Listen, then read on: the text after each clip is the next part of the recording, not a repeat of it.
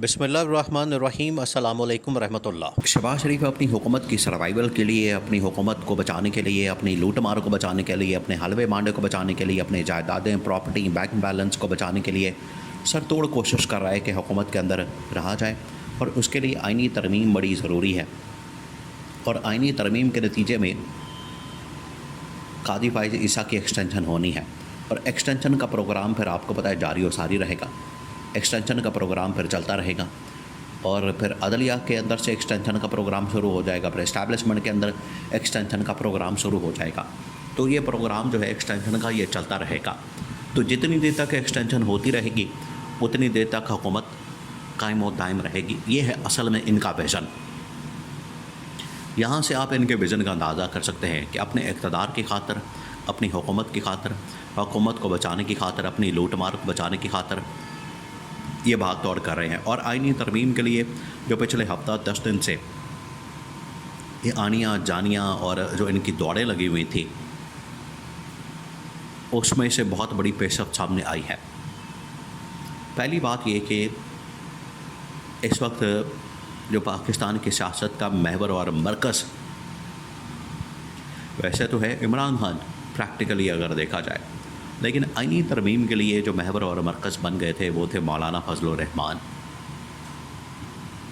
کیونکہ ان کے پاس ہے تقریباً کوئی 8 سے 10 نمبر گیم سیٹیں، اور 8 سے 10 سیٹیں جو ہیں وہ اس حکومت کے لیے بڑی ضروری ہیں، لازمی ہیں۔ ان کے پاس جو نمبر ہے وہ ہے 208-10 کا، اور 10 اگر سیٹیں مزید آ جاتی ہیں تو ان کے پاس نمبر ہو جائے گا 220 کا۔ پھر 4-5 سیٹیں رہ جائیں گی، 3 سیٹیں ان کو اور بھی مل چکی ہیں۔ سپریم کورٹ نے ریکاؤنٹنگ کے اندر ان کو دلوا دی تھی۔ قاضی فائز عیسیٰ تو اس کام کے لیے ریڈی ہے، قاضی فائز عیسیٰ تو اس کام کے لیے ہر وقت تیار ہے، قاضی فائز عیسیٰ تو اس کام کے لیے ہر وقت پیغام بھیجتا رہتا ہے، اور کوئی حکم اور کوئی ساڈے لائق۔ قاضی فائز عیسیٰ تو ان کو نشستیں دے رہا ہے، نشستوں پر نشستیں دے رہا ہے تاکہ آئینی ترمیم کرے اور اس کے بعد مجھے یہ ایکسٹینشن دے دے۔ لیکن مولانا فضل الرحمان کے پاس پہنچے، اس سے پہلے عمران خان اور پی ٹی آئی والے پہنچ گئے۔ پی ٹی آئی والے جب وہاں پر پہنچے تو انہوں نے کہا کہ آپ ہمیں 2 سینیٹر دے دیں کے پی اسمبلی سے۔ مولانا نے ڈیمانڈ کی، شرط رکھی، تو ہم اپوزیشن کے ساتھ بیٹھ جائیں گے، ہم حکومت کو سپورٹ نہیں کریں گے۔ حکومت کوئی بھی آئینی ترمیم لاتی ہے تو اس میں ہم پھر حکومت کا ساتھ نہیں دیں گے، حکومت کی مخالفت کریں گے، اور حکومت کو ووٹ نہیں دیں گے، جس کی وجہ سے ان کی ترمیم جو ہے آٹومیٹکلی اڑ جائے گی۔ لیکن مولانا کو پھر اچھا خاصا ایک پیکج آفر کیا گیا۔ اب مولانا کی پارٹی جمعیت علماء اسلام جب وزیر اعظم ہاؤس کے اندر ایک ملاقات ہوتی ہے، پھر کی رات کو، منڈے کی رات کو، وہاں پر ڈنر کا، عشائیہ کا انتظام کیا جاتا ہے شہباز شریف کی جانب سے۔ لوٹ مارا لگا ہوا ہے، فریق کھانے چل رہے ہیں وہاں پر، بریانیاں، مرغے، دیسی مرغے، مٹن، قورمے، دمبے، بکرے، اونٹ، مچھلیاں، اور پتہ نہیں کیا کیا تھا وہاں پر۔ عوام بھوک سے مر رہی ہے، عوام کی جیبوں کے اوپر ڈاکہ مارا جاتا ہے، عوام خودکشیاں کر رہی ہے، اور ان لوگوں کو پڑی ہوئی ہے مٹن کی اور بکروں کی اور حلووں کی اور مچھلی کی اور پتہ نہیں کیا کیا۔ وہاں پر ڈنر کا اہتمام کیا گیا تو وہاں پر جمعیت علماء اسلام کو بلا لیا گیا۔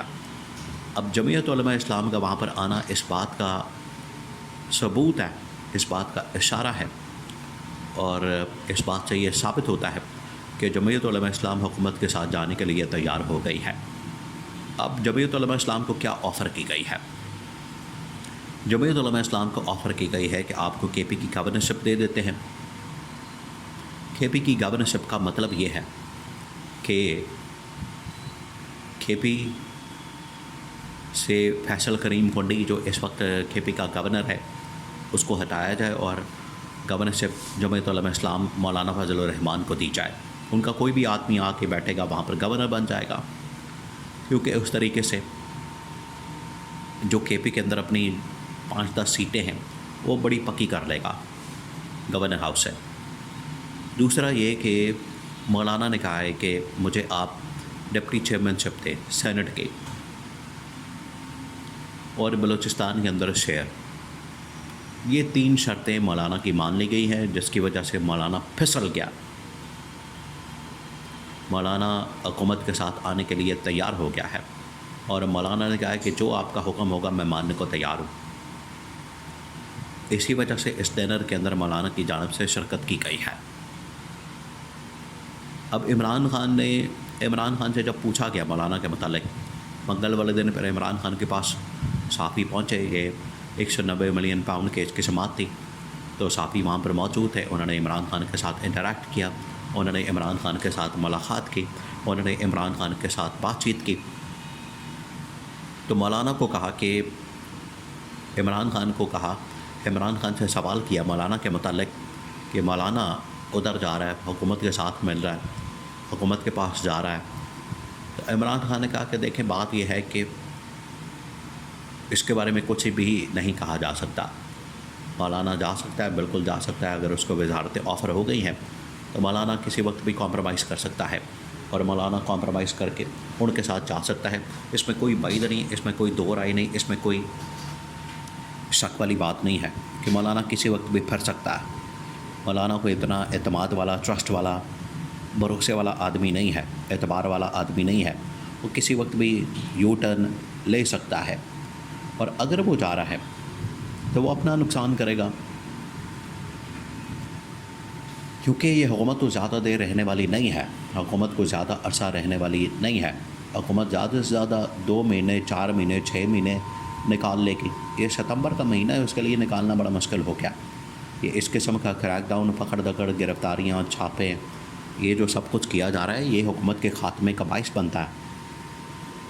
یہ حکومت کو جب اندازہ ہو جاتا ہے، ان کو اتنا زیادہ خوف ہوتا ہے، ڈر ہوتا ہے کہ اب ہم جا رہے ہیں، حکومت ہماری جاری ہے، چھوٹی ہونے والی ہے، اب ہمارا سروائیول بڑا مشکل ہو چکا ہے۔